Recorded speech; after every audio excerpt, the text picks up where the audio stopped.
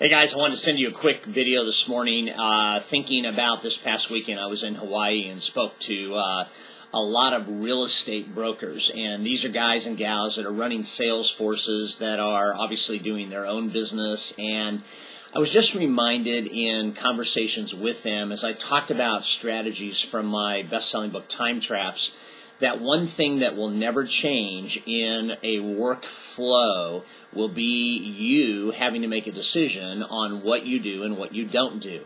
And I think it's important for you to be reminded that all business success is predicated upon a system of workflow, and that you have a couple of activities that you need to be involved in. One is perhaps dollar producing, and the other is non-dollar producing, or dollar productive versus non-dollar productive, or income producing versus non-income producing. And the long and short of it is that probably the biggest philosophy that can be owned by you is a philosophy found within this book called The Fifth Discipline. I don't want you to read the whole book. It's very, very thick.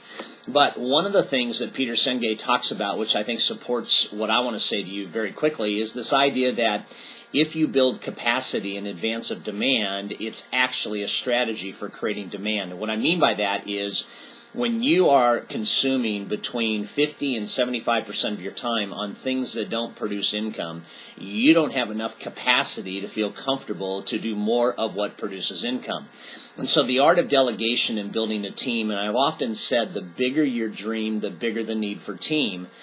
It's about this. It's about really identifying what you love to do, what you're good at doing, and what produces income for you, and then organizing a business around spending as much of your time doing that as is possible.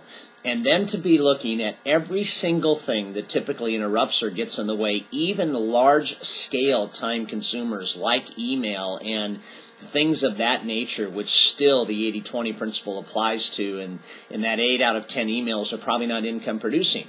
You've got to get to a point where you have people that are on your team that can take over everything. Delegation is not a new idea. It's thousands and thousands of years old.